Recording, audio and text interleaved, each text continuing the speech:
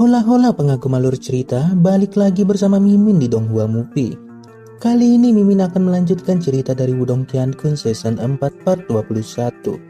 Tapi sebelum lanjut Mimin mau ingatkan lagi, guys, ini hanya spoiler. Jadi antara video dan narasi nggak akan sama. Untuk informasi kapan filmnya akan tayang, masih belum ada kabar untuk saat ini. Jadi kita nikmati saja spoiler dari Mimin. Oke, siap-siap ambil cemilan kalian. Entah itu makanan ringan, teh, kopi, rokok, dan jangan lupa asbaknya untuk menemani kalian mendengarkan dongeng dari Mimin.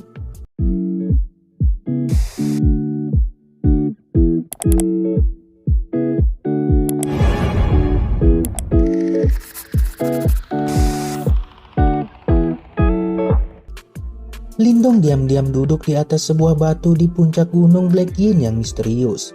Matanya tertutup rapat sementara bagian dari kekuatan Yuan yang kuat menyatu di sekujur tubuhnya dengan kecepatan yang menakjubkan. Saat Yuan Power ini menyentuh tubuh Lindong, mereka akan benar-benar dilahap oleh kekuatan melahap dan diubah menjadi lonjakan Yuan Power dan mengalir di tubuhnya. Kultivasi diam ini berlangsung sekitar 2 jam sebelum mata tertutup Lindong berlahan terbuka. Tanpa menoleh dia bertanya dengan nada acuh tak acuh, apakah semua sudah siap? Mungkinkah masih ada seseorang di provinsi besar hari ini yang tidak berani mematuhi Tuan Lindong ini? Namun tepat di belakangnya itu adalah Mu Qianqian. Untuk masalah kecil seperti ini, pelayan manapun bisa datang untuk menyerahkannya. Di sana Lindong tidak bisa menahan tawa ketika dia memiringkan kepalanya dan melihat kecantikan ramping dan elegan di belakangnya. Mu Qianqian mengangkat tas Qiankun hitam keunguan di tangannya yang putih lili dan tersenyum manis. Ada 2 juta pil murni di dalamnya. Sebenarnya jumlah ini bukan masalah kecil bahkan untuk sakte besar seperti mereka. Namun karena ini permintaan Lindong, mereka pun harus memenuhinya. Lindong pun menerima tas Qiankun dan memasukkannya ke tempat penyimpanan bahkan tanpa meliriknya. Kemudian Mu Qianqian berkata dengan lembut, apakah Tuan Lindong benar-benar berencana akan meninggalkan provinsi besar? Dengan popularitas kamu saat ini di provinsi besar, kamu hanya perlu melambaikan tangan untuk mengumpulkan sejumlah besar pria dan menjadi seorang tiran. Namun Lindong tidak tertarik untuk menjadi seorang tiran. Apalagi harus menikah dengan wanita tercantik yang berada di hadapannya sekarang ini. Sebenarnya Mu Qianqian juga tidak menyetujui pernikahan yang diajukan oleh ayahnya. Dia juga berpendapat jika yang dilakukan Lindong kali ini sangatlah benar.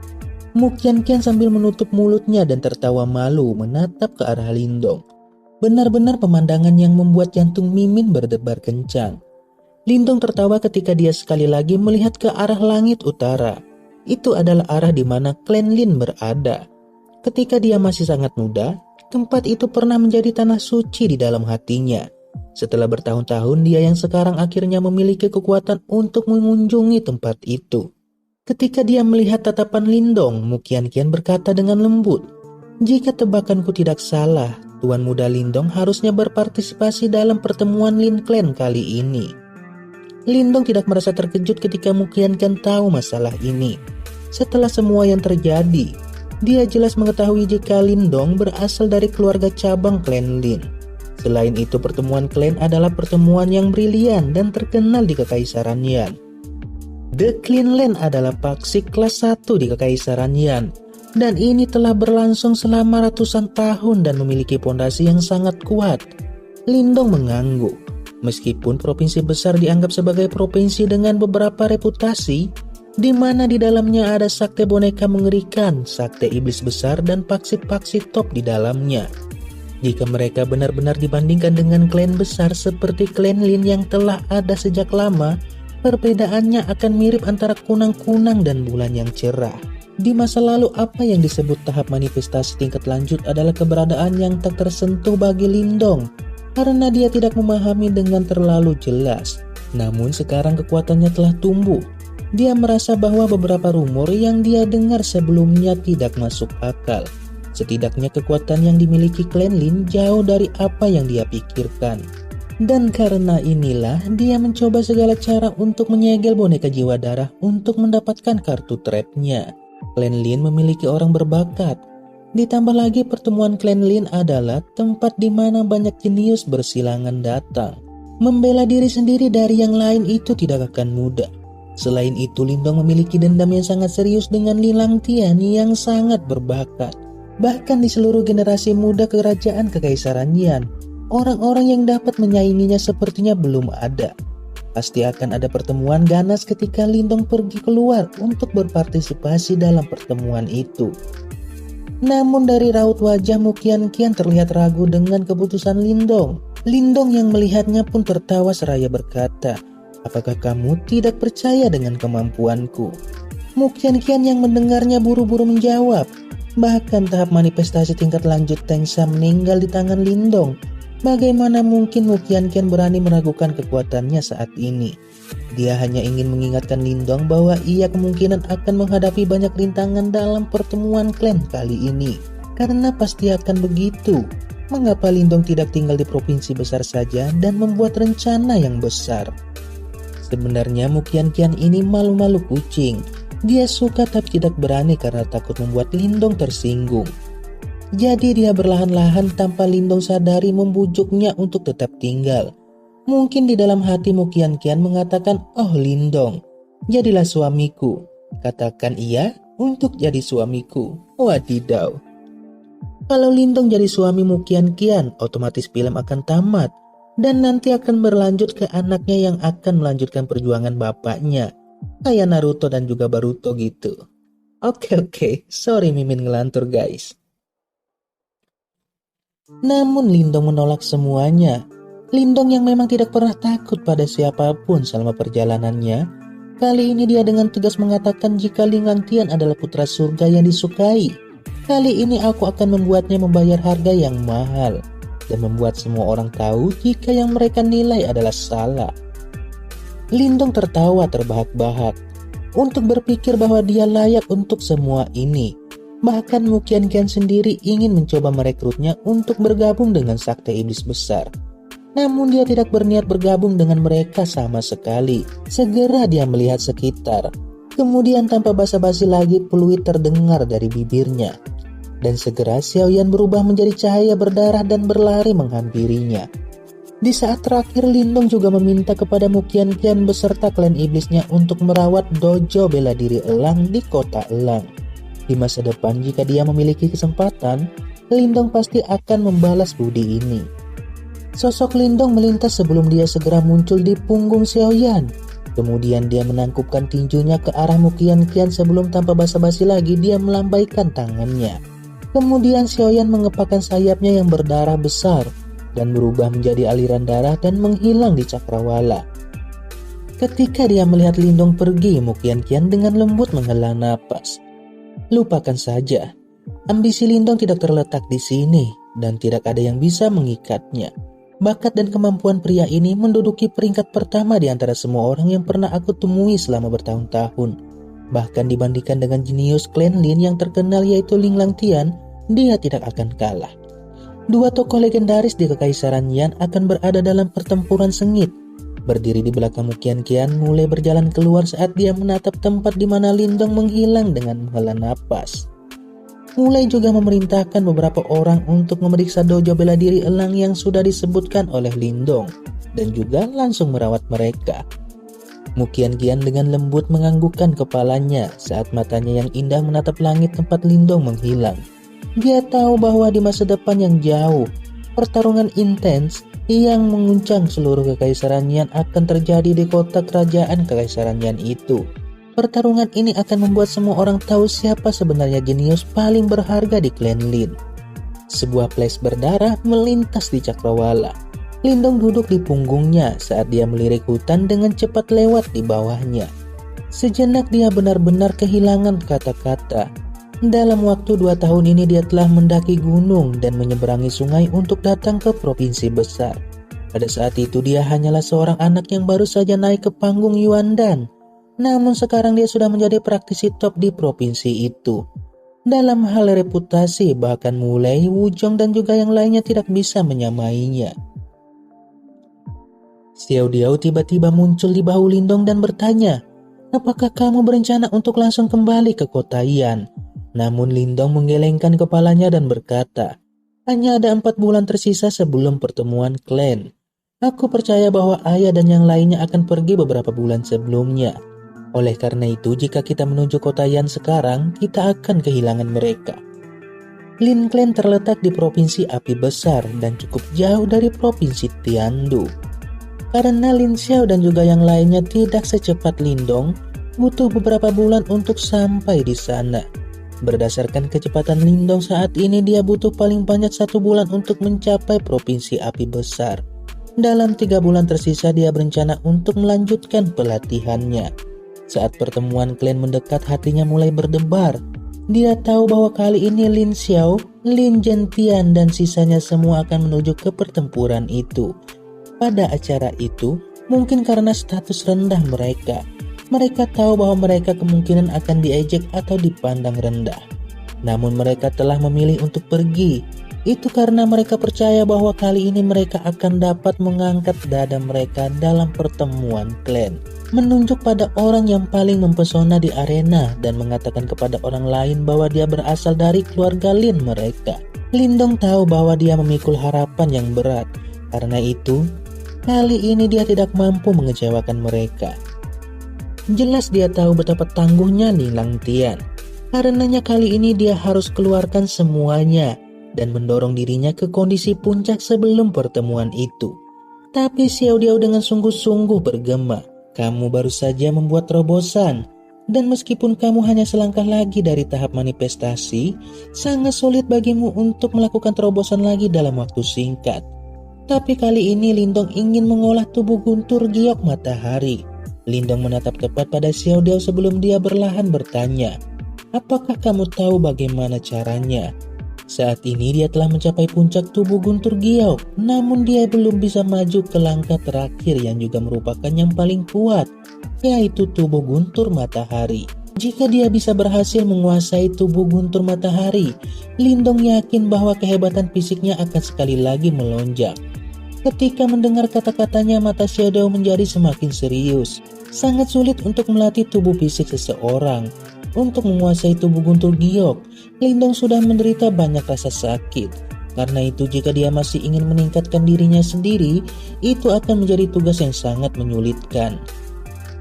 Namun Xiao Diao juga jelas menyadari apa yang dipikirkan Lindong. Untuk pertemuan klan kali ini dia harus mencapai hasil yang luar biasa. Meskipun sangat sulit memang ada jalan, namun Xiao Diao harus mengingatkannya kali ini. Dia harus menderita lagi. Setelah merenung sejenak, Xiao Diao akhirnya membuka mulutnya dan berbicara secara bertahap. Setelah mendengar kata-kata ini, Lindong dengan lembut menghela napas lega. Senyum kecil di wajahnya ketika dia berkata, selama aku masih memiliki 1 napas, aku tidak akan takut, bahkan segunung pedang atau panci penuh minyak mendidih akan kuterima. Untuk pertemuan klan, ia berlatih keras sejak muda hingga hari ini. Dengan kerja keras bertahun-tahun, bagaimana mungkin Lindong bisa menyerah? Ketika melihat Lindong bertahan dengan pendiriannya, Xiao Diao membentangkan cakarnya dan berkata, karena kamu sudah bersikeras, aku tidak akan mengatakan apa-apa lagi. Namun metode tambang ini masih membutuhkan persiapan beberapa item. Mendengarnya, Lindong pastinya langsung bertanya item apakah itu. Item tersebut terdiri dari 5 jenis darah esensi binatang iblis. Dan kekuatan binatang iblis ini semuanya harus mencapai tahap manifestasi. Selain itu, darah esensi utama di antara mereka harus mencapai tahap manifestasi tingkat lanjut. Wadidaw. 5 jenis binatang buas iblis tahap manifestasi. Setelah mendengar ini, ekspresi Lindong sedikit berubah. Tubuh fisik Lindong sudah agak kuat. Namun darah esensi binatang iblis awalnya memiliki efek merangsang penguatan tubuh fisik. Dengan kekuatannya saat ini, hanya darah esensi binatang iblis tahap manifestasi yang akan berpengaruh. Ketika dia mengumpulkan darah esensi, Xiao Diao akan membuat formasi dan mencuci tulang serta sumsum Lindong menggunakan kekuatan formasi untuk mencobanya berkultivasi. Sampai pada akhirnya dia bisa mencapai tubuh guntur matahari. Namun darah esensi binatang iblis ini tidak mudah diperoleh. Lindong pun menghela napasnya.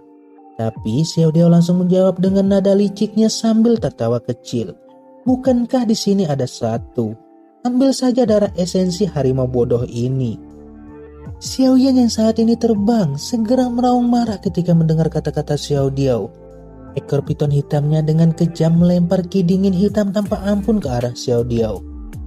Ketika dia melihat dua orang ini bertarung, Lindong tidak berdaya, menggelengkan kepalanya dan berpikir sejenak. Meskipun darah esensi binatang iblis akan sulit sekali diperoleh, bukan itu tidak mungkin dengan kekuatannya saat ini untuk mendapatkannya.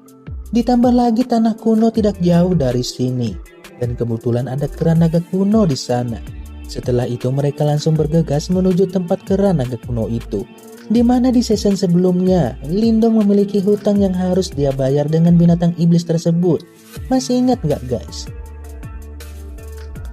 Lindong tertawa kecil. Di masa lalu ketika dia bertemu dengan keran naga kuno, dia dipaksa untuk melarikan diri dengan cara yang sangat menyesal.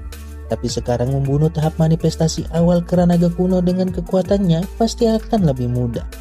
Segera dia menepuk Xiao Yan dan langsung mengepakkan sayapnya secepat kilat.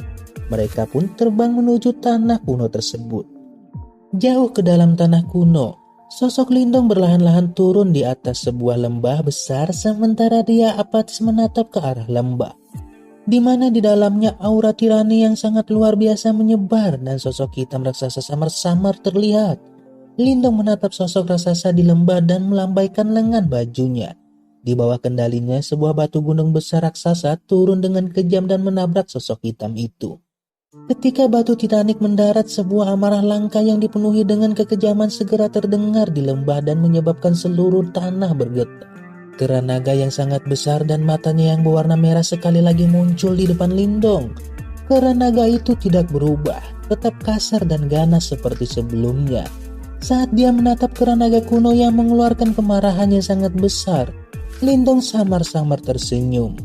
Tanpa niat melarikan diri, ujung kakinya mendorong tanah dan melayang ke depan dan dengan cepat langsung berlari ke arah keran naga kuno itu. Mengingat kekuatan Lindong saat ini, ia memiliki keyakinan mutlak dalam menghadapi keran naga kuno itu secara langsung. Saat Lindong menyerbu ke lembah, seluruh lembah kuno mulai bergetar.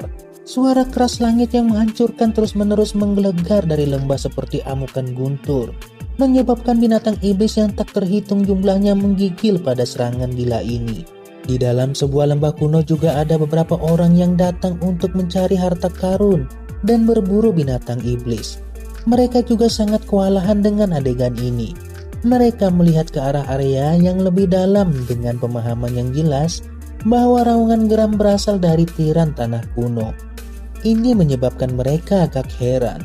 Tepatnya siapa karakter tangguh yang berani memprovokasi keran naga kuno. Gangguan itu berlangsung setengah jam sebelum raungan keran naga kuno berangsur-angsur rontok. Selain itu, beberapa orang yang peka dapat merasakan bahwa raungan keran naga kuno tampaknya semakin lemah dan semakin lemah. Dan itu jelas langsung menyebabkan keheranan muncul di mata mereka. Tidak diketahui kapan raungan keran naga kuno benar-benar memudar, ketika seluruh lembah kuno sekali lagi terdiam. Tatapan yang tak terhitung jumlahnya menatap kosong pada kedalaman tanah kritis dan tiba-tiba melihat cahaya darah terbang keluar. Di atas cahaya darah terlihat seseorang, namun pada akhirnya mereka dengan cepat menghilang ke cakrawala seperti badai.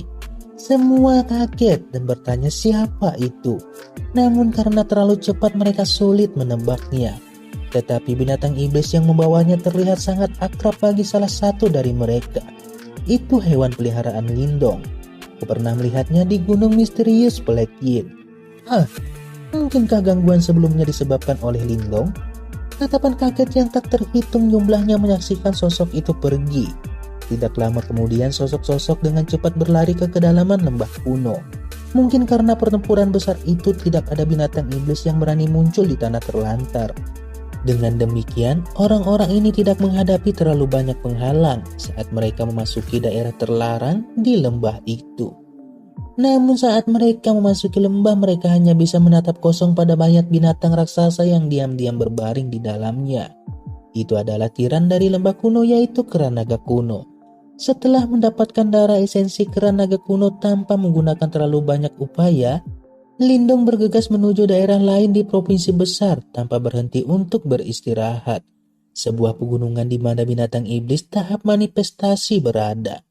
Pegunungan Awan Iblis. Di dalam jajaran gunung ini terdapat tahap manifestasi awan binatang iblis. Iblis angin seperti macan tutul angin. Macan tutul angin awan iblis ini juga memiliki reputasi yang luar biasa di provinsi besar.